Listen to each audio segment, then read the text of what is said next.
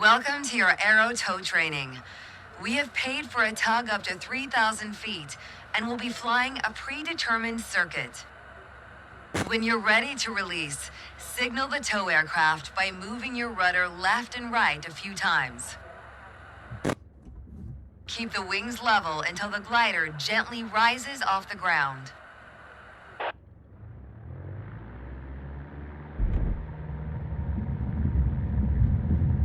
Keep about 5 feet off the ground until the tug plane takes off so we don't lift its tail.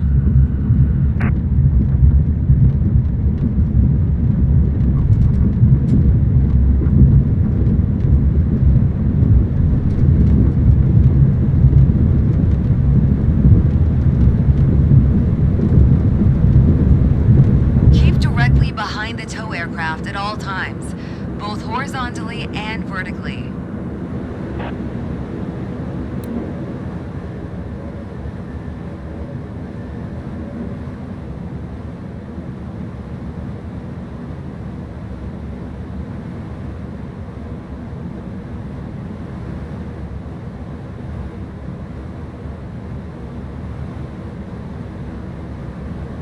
Excellent. You are maintaining a safe position.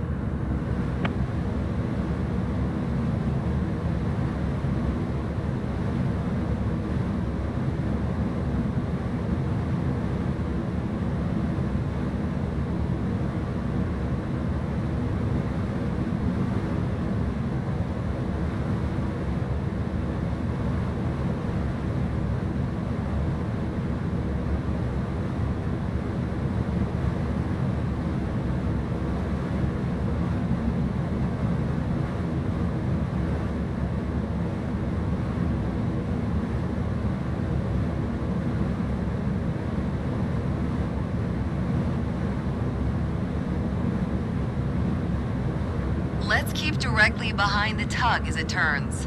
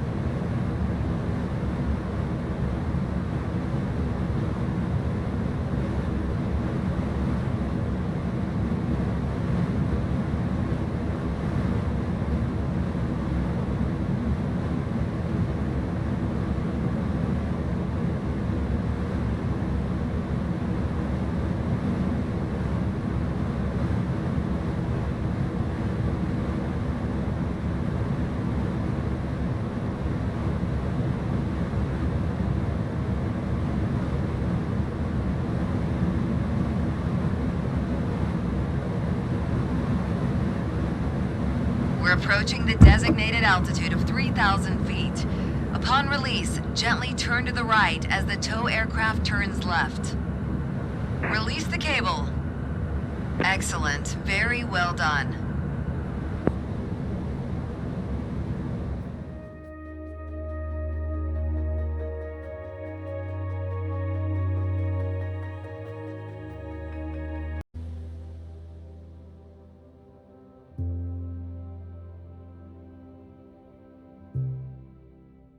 Today, we're going to practice using a winch to launch the DG-1001 into the air.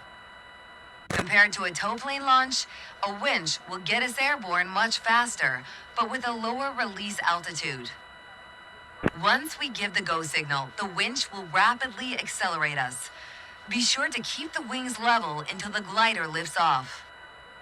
When you are ready to release, signal the winch operator by moving your rudder left and right a few times.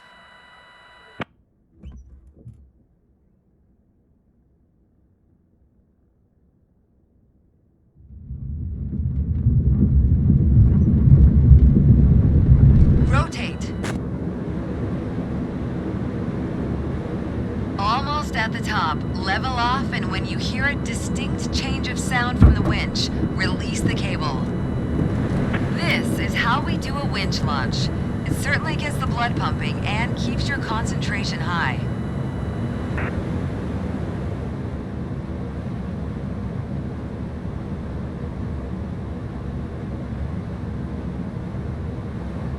If you keep flying like that, you'll be right up there with the best of them. Very well done.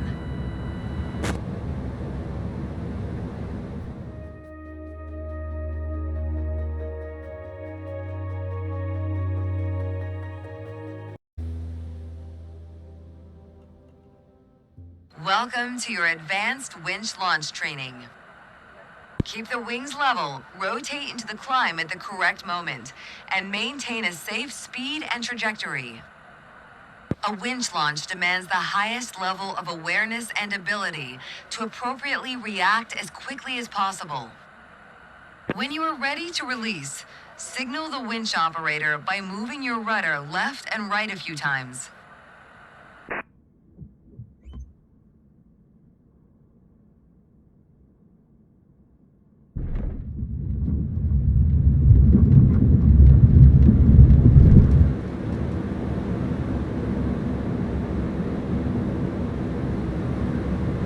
Cable brake. Excellent. You handled that perfectly. We are too high to land ahead. Turn back and fly alongside the runway. When safe, turn and line up in preparation to land.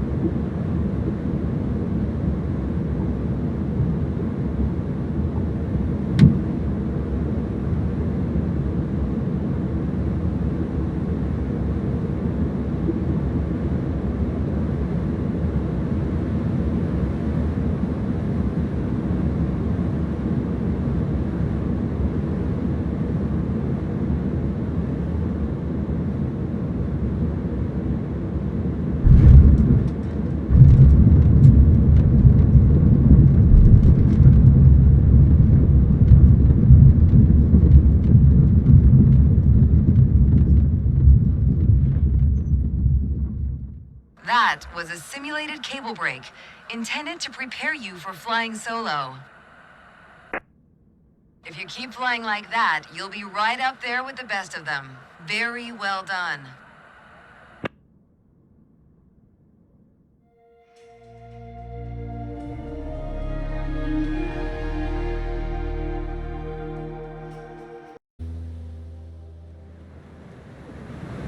Today, you'll experience soaring in a glider, what many aviators consider to be the purest form of flight. Unlike powered aircraft, a glider pilot must adjust altitude to control airspeed. To increase airspeed, push the stick forward. Pulling back on the stick will lower airspeed. Maintaining constant airspeed in a glider requires the pilot to frequently and carefully adjust stick input and elevator trim. Let's see how the glider feels at different airspeeds. With gliders, expect a delay of 1 to 2 seconds from control input to change in speed. Let's increase airspeed to 167 kilometers per hour. Gently push the stick forward to pitch the nose down as you observe the airspeed indicator. At 167 kilometers per hour, pull back gently to maintain speed and trim the elevator so that the glider maintains 167 kilometers per hour without pilot input. Now let's reduce our airspeed. Bring the glider to 102 kilometers per hour. To reduce airspeed, Gently lift the nose by pulling back on the stick. You need less input compared to pushing the stick forward. Once you're at 102 kilometers per hour, maintain that airspeed at first by stick input, and then adjust trim so no input is necessary. Leading off our airspeed will take a few moments. We will now take a look at how to maneuver the glider in turns. Unlike powered aircraft, gliders require considerable rudder input to begin a turn. A vital indicator for turns is the red yaw string on the center of the canopy. We always want to keep it centered. Then we use just the right amount of rudder and ailerons for coordinated flight. To center a deflected string, apply aileron in the same direction or rudder in opposite direction of the deflected string. Let's see what happens to the yaw string if we try to bank the glider without any rudder input. Keep the rudder centered and slowly move the stick to the left, then to the right while observing the yaw string. Steer the glider to straight and level flight again. Let's see what happens if we use the rudder pedals only. Apply left rudder followed by right rudder without touching the stick. Just like before, watch what happens to the string.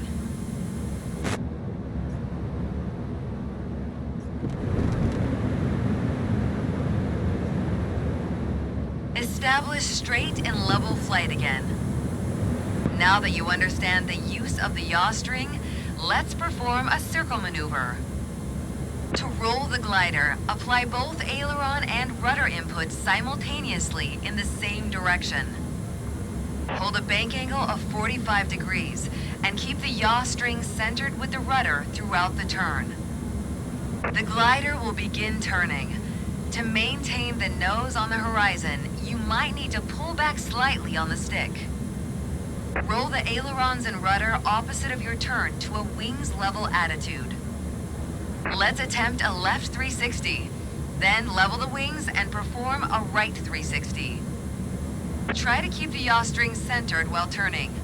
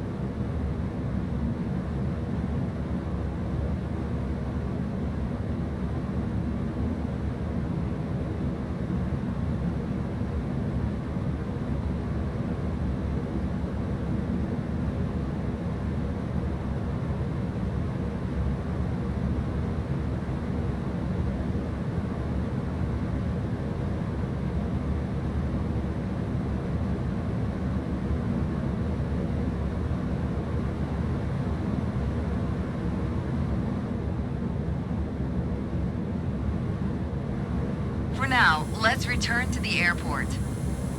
You've covered the basics, and your skills will improve with practice. You've done a great job.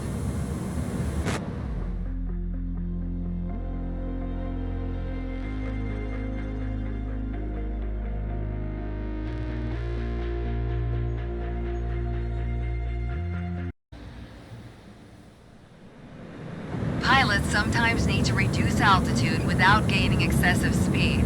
Slipping is a technique to accomplish this.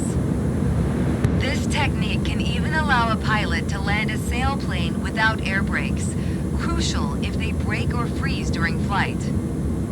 To perform a slip, the pilot holds the nose to one side with rudder input while lowering the opposite wing with ailerons. You may use either side for slipping, but it's easier to control if you apply aileron into the crosswind. We have a left side crosswind, We need to lower the left wing with ailerons while yawing the nose to the right with the rudder. I will advise when to start the slip maneuver during your final approach. For now, fly closer to the runway. Commence the slip now. Start with right rudder. Now, apply left aileron to keep the glider on track. Now, in addition to slipping, apply full air brakes. The combination will quickly bring us onto our needed glide path. See how quickly we're approaching the normal glide path? Let's leave the slip now. When established, hold the pitch attitude by gently pulling back on the stick. Good job. See how simple and efficient the slip is? Be aware that the glider will tend to speed up during this maneuver. Use your elevator to maintain approach speed. Return rudder and aileron to center position. Keep the air brakes out as required for approach. Now continue the approach. We still have left crosswind and need to align with the runway. This is done by the same technique but with less control input. Use only enough right rudder input to align the glider's nose with the runway. Apply the necessary amount of left aileron input to keep the sailplane's path aligned with the runway. For track correction, use your aileron only. Keep the nose aligned with the runway with your rudder. Now it's your task to carry out the crosswind landing in this way.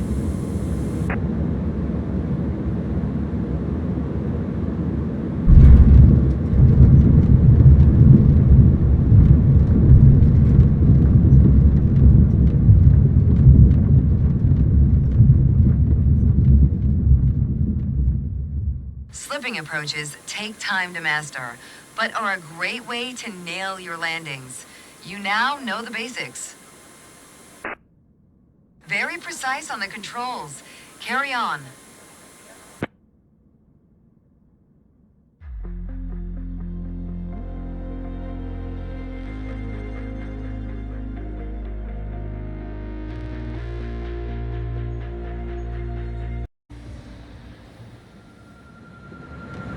Glider pilots need to continuously be on the lookout for the next thermal or other source of lift to stay aloft.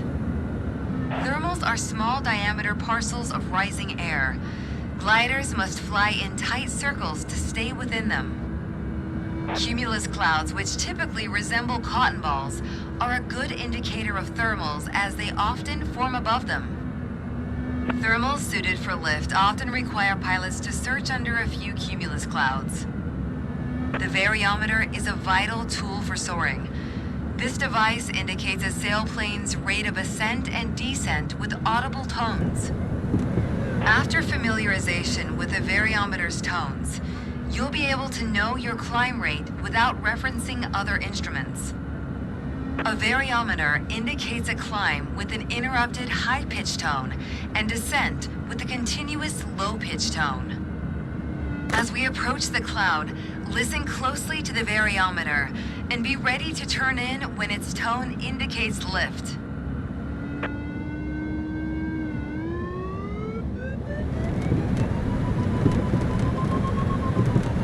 Okay, the variometer is indicating lift. Turn in and begin circling.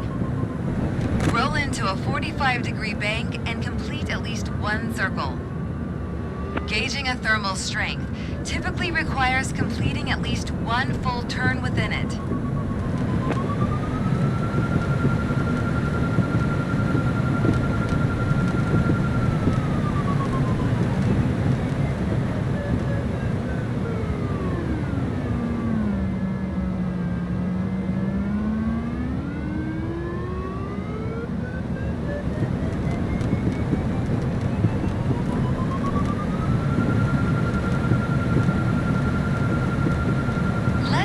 For a thermal under a neighboring cloud.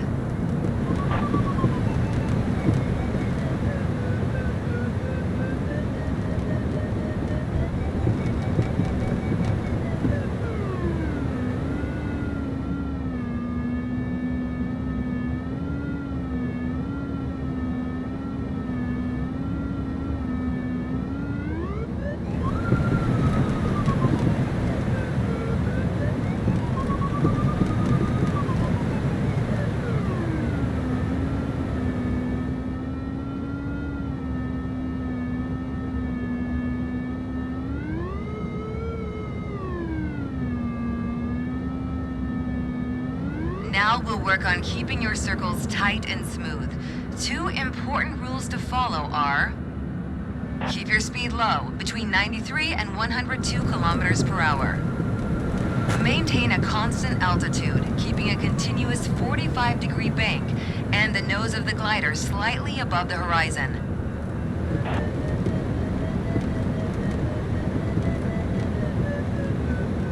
Continue circling, maintaining a 45-degree bank angle and an airspeed between 93 and 102 kilometers per hour.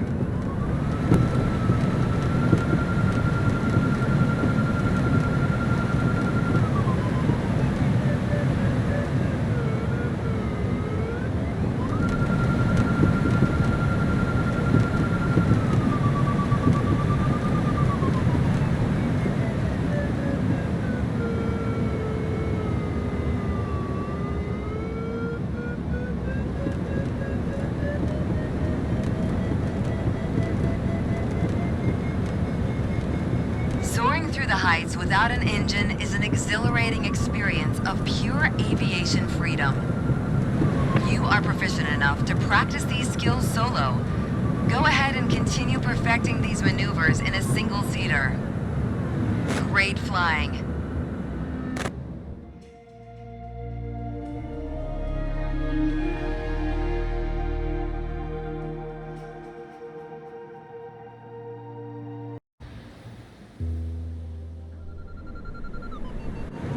This will be your introduction to ridge lift soaring. We just launched from Reedsville Airfield and are heading toward Jack's Mountain Ridge. At prevailing winds, the ridge will generate good lift. The ridge extends over many miles, but we'll only use a short portion for introduction. Let's fly directly to the ridge and follow it in a southwesterly direction. We have a tailwind on our route to the ridge, so we'll get there quickly. As soon as you recognize ascending air during our approach to the ridge, begin a right turn.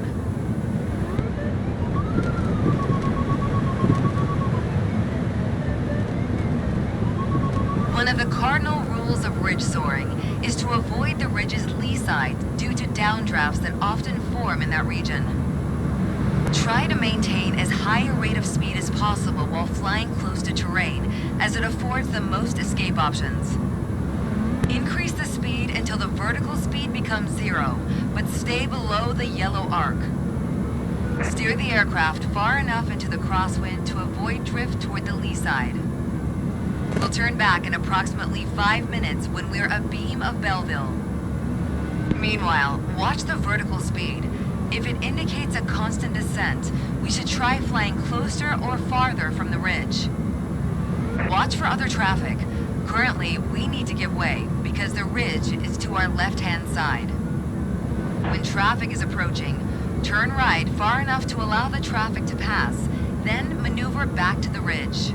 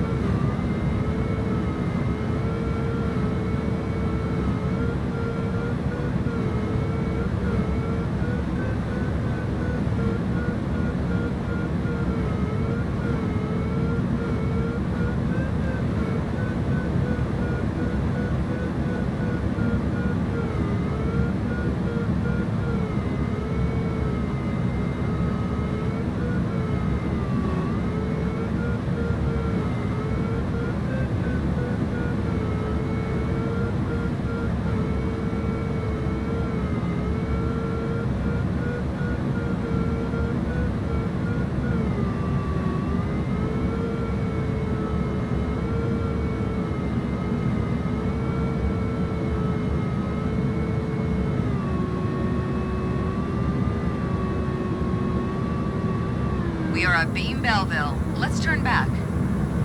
Remember to turn away from the ridge.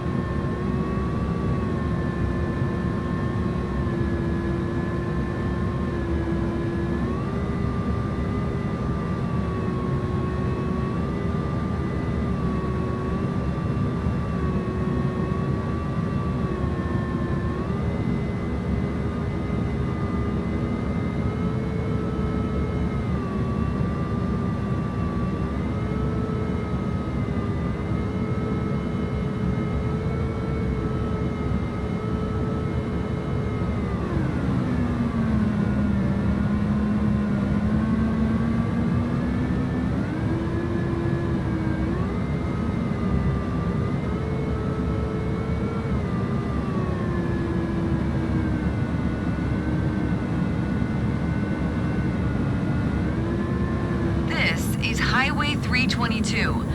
Let's return to the airport. It's off your left wing. Great flying. You can definitely explore ridge soaring on your own now. We can also go up for another round if you aren't comfortable yet on your own. You've done a great job.